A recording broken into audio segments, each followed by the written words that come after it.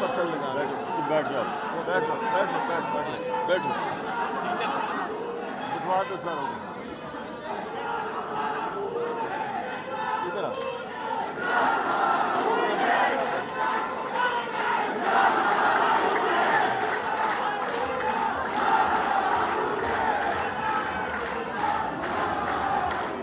बिस्मिल्लाहिर्रहमानिर्रहीम। इय्याका नअबुदु व इय्याका नस्तईन। मैं आज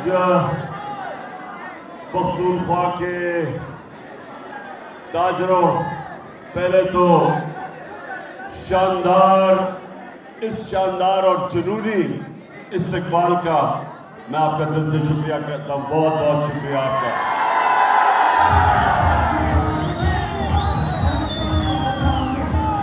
अच्छा,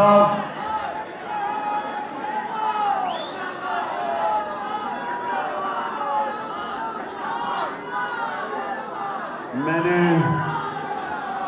सबसे पहले तो तैमूर झगड़ा को पूरी हदायत कर दी है कि आपके एक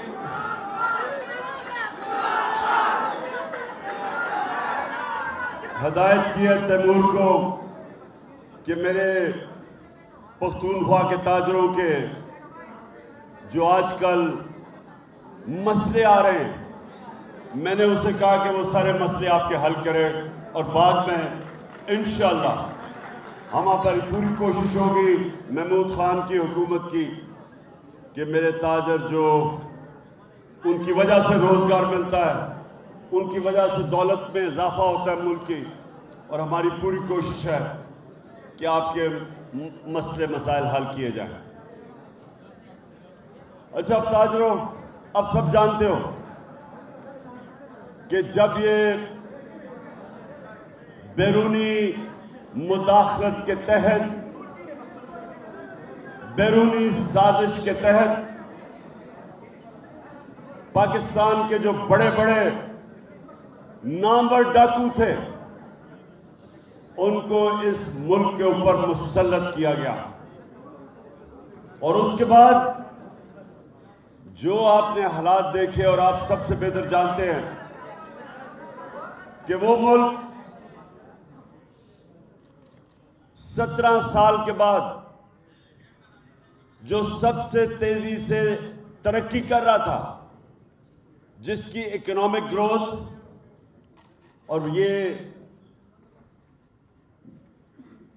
जो हर साल पब्लिश होती है the economic survey of Pakistan, इसी हुकूमत ने पब्लिश की थी, जो हर साल का वो सर्वे होती है कि मुल्क के माशियत के क्या हालात हैं। तो उसके मुताबिक मैं आप सबको फख्र से बताता हूं कि 17 साल के बाद सबसे तेजी से पाकिस्तान की इकोनॉमिक ग्रोथ बढ़ रही थी, दौलत में इजाफा हो रहा था, जीडीपी बढ़ रहा था 5.6% तीसरे साल, और चौथे साल 6%। ये 17 साल के बाद पाकिस्तान की माइशत ऊपर जा रही थी।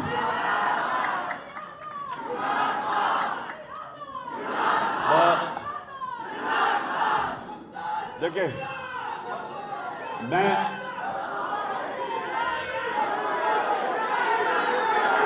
या भालू की वजह से पहलू समझ गया। अच्छा जी, आप एक मिनट, मैं तकरीर ऐसे नहीं कर सकता, आपको थोड़ी सी देर अपने नारों को रोकना पड़ेगा ताकि मैं अपने ताजरों से बात कर सकूं। अब सुने प्लीज। देखिए, ये जो मुल्क से हुआ है, कोई दुश्मन नहीं कर सकता था जो पाकिस्तान से हुआ। इसी हुकूमत ने शाया किया हुआ इकोनॉमिक सर्वे ऑफ पाकिस्तान में कहता है कि 17 साल के बाद पाकिस्तान की मैशत की सबसे तेजी से तरक्की की रफ्तार थी।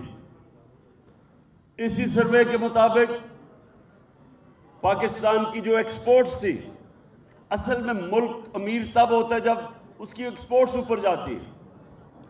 चाइना आज दुनिया की इकोनॉमिक सुपर पावर बन चुका है, क्योंकि उनके पिछले 30 साल से उनकी एक्सपोर्ट्स बड़ी तेजी से ऊपर गई है।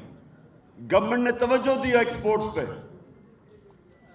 ईस्ट एशियन टाइगर्स, जिसमें मलेशिया और इंडोनेशिया था, 90 की दिहाई में वो सब पाकिस्तान से आगे निकल गए, क्योंकि उन्होंने एक्सपोर्ट्स की। हिंदुस्तान 90 की दिहाई से पहले हर तरह पाकिस्तान से पीछे था। बांग्लादेश हर तरह पाकिस्तान से पीछे था 90 की दिहाई से पहले। जब से ये दो माफिया खानदान आए हैं, बांग्लादेश भी आगे निकल गया, हिंदुस्तान भी आगे निकल गया। जो मुल्क एक वक्त ऐसा था कि पाकिस्तान की तरफ देखते थे कि मॉडल था तरक्की का, 60 की दहाई में पाकिस्तान, दुनिया जो गरीब मुल्क थे पाकिस्तान आके देखते थे कि पाकिस्तान का मॉडल क्या है, वो सब आगे निकल गए। जब से ये दो खानदान आए, ये अमीर होते गए, मुल्क मकरूज होता गया, क्योंकि हम कभी भी कोई प्लान ही नहीं बना कि कैसे हम अपनी एक्सपोर्ट्स यानी दौलत में इजाफा कैसे करेंगे। इंडस्ट्री जो 60 की दहाई भी तेजी से आगे बढ़ रही थी, पहली दफा हमारे होते हुए, हमारे 3.5 साल में पहली दफा हमने इंडस्ट्री को उठाया। 11% पे बढ़ रही थी। लार्ज स्केल मैन्युफैक्चरिंग जो इंडस्ट्री होती है, इसी इकोनॉमिक सर्वे में 11% उसमें इजाफा हो रहा था, जिसकी वजह से वर्ल्ड बैंक कहता है कि सारे बर्रे सगीर में जिस मुल्क में सबसे ज्यादा रोजगार मिल रहा था वो पाकिस्तान था। तो वो मुल्क जिसकी एक्सपोर्ट्स भी बढ़ रही थी, बैरून मुल्क जो रेमिटेंसेस थी, जो हमें बाहर से पैसा भेजते थे, हमारे बैरूनी मुल्क पाकिस्तानी, रिकॉर्ड पे वो थी 31 अरब डॉलर पे। जब नून लीग छोड़ के गई थी तो वो 19 अरब डॉलर पे थे।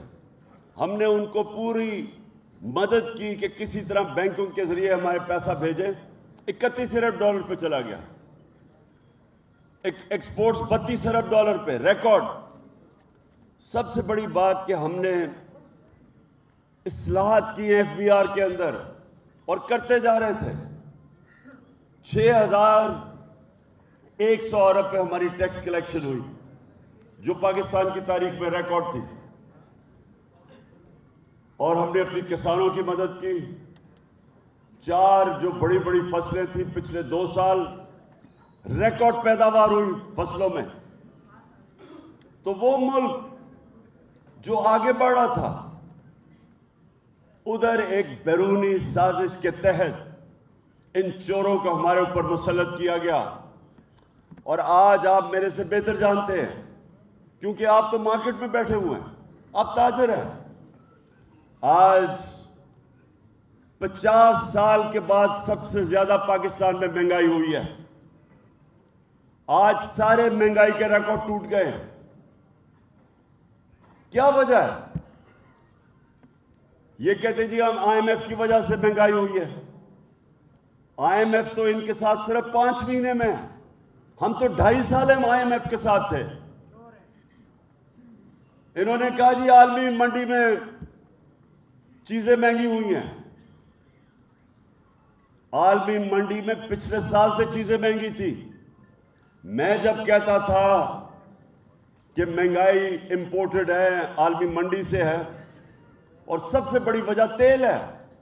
ये याद रखें कि तेल सबसे ज्यादा हमारा डॉलर खर्च होता है तेल इंपोर्ट करने में, पेट्रोलियम प्रोडक्ट्स के ऊपर।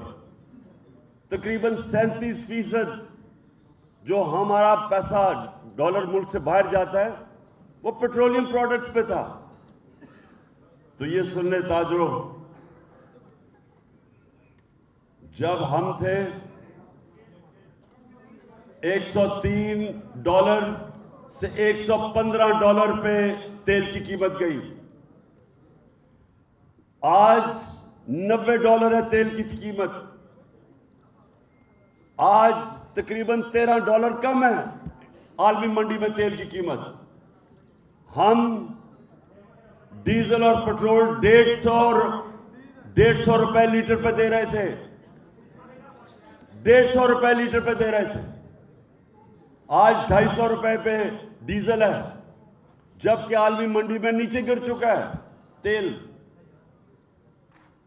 और 236 रुपए पे पेट्रोल है, और अभी और बढ़ेगा। हम जब थे बिजली 16 रुपए यूनिट पे थी, आज 45 रुपए तक पहुंच गई और टैक्स लगा के उससे ऊपर चली गई है बिजली। आज लोग बिजली की कीमत नहीं दे सकते, घर बिजली के बिल नहीं दे सकते, आम घर। तनख्वाहदार तबका पिस गया। सारा जो तबका तनख्वाहदार था उसके लिए तो अब क़यामत आ चुकी है। तो मेरा सवाल है कि कौन सी मुल्क में क़यामत आई थी कि सारी चीजें 50 साल में सबसे महंगी? क्योंकि अगर तेल वजह है तो तेल तो अब सस्ता है, हमारे दौर में ज्यादा महंगा था। आज आलमी मंडी में जो घी है, पाम ऑयल है, घी जिसे बनता है पाम ऑयल, हमारी बारी में $1700 का था, आज $1000 पे आ चुका है, लेकिन घी आज महंगा है। आज सबसे ज्यादा जो मसला आने वाला है वो है आटे का। 55 रुपए किलो आटा हमारे दौर पे था, आज 100 रुपए से कहीं ऊपर चला गया। कराची में 120 पे चला गया।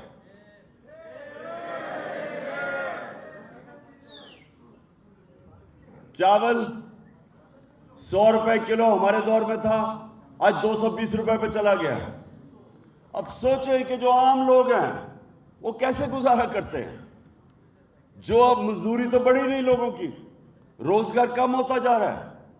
फैसलाबाद में 20% टेक्सटाइल इंडस्ट्री बंद हो चुकी है। हमारे दौर में अभी 6 महीने पहले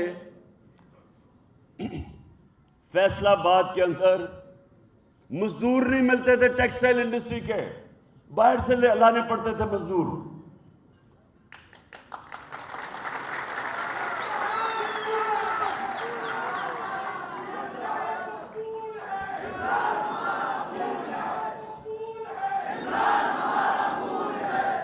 जी एक मिनट, बस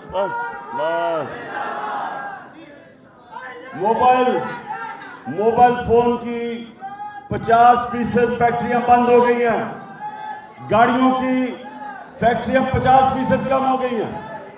बस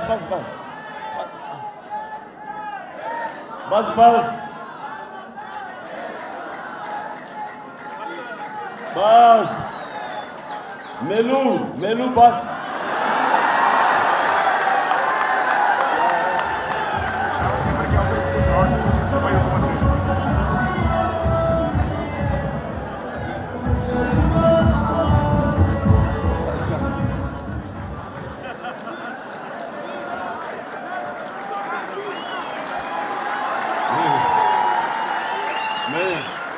मुझे माजरत करनी पड़ेगी क्योंकि वो मेरा नौजवान मेलू से बहुत ज्यादा खूबसूरत है।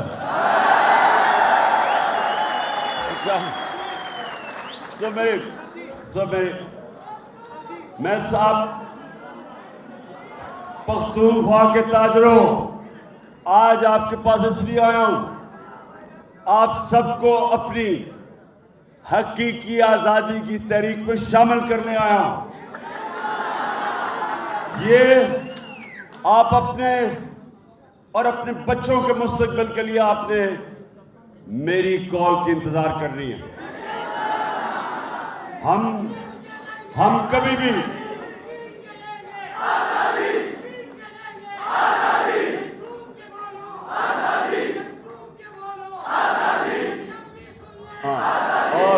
मिनट और मैं आपको बता लूं, और हम सुन लो, हम कभी ये जो मुल्क से जो भगौड़े हैं, आप पता है ना भगौड़ा क्या होता है,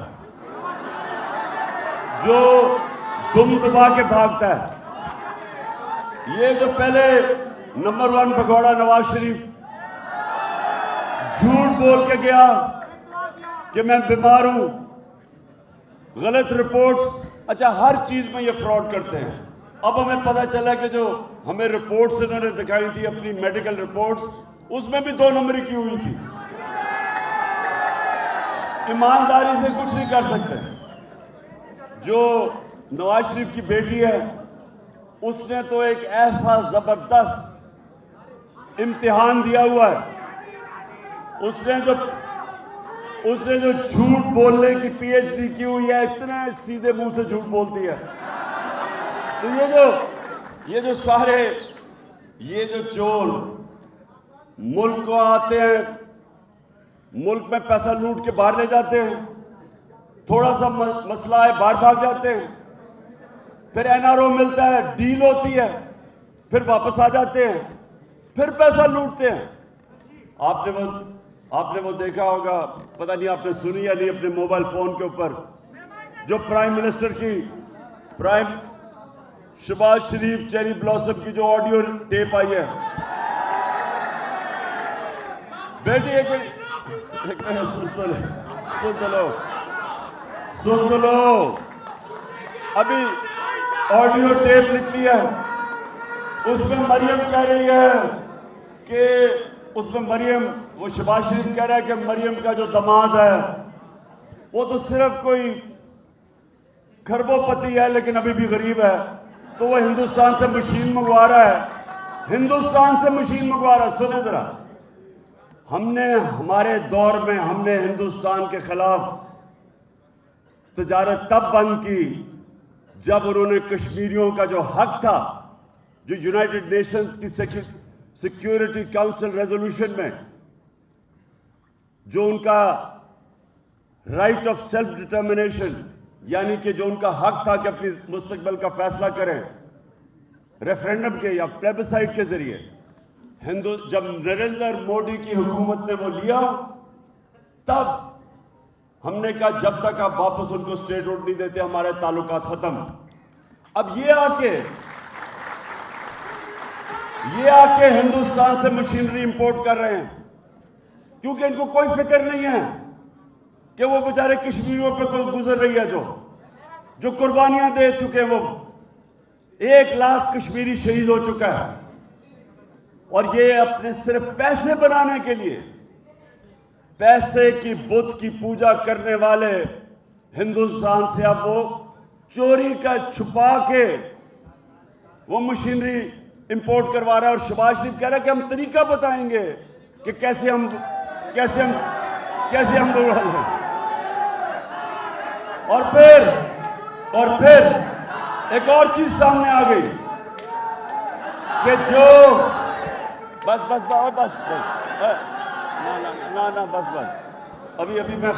अभी मैं नारे मंगवाऊं, आप सबसे बुलवाऊंगा, अभी नहीं।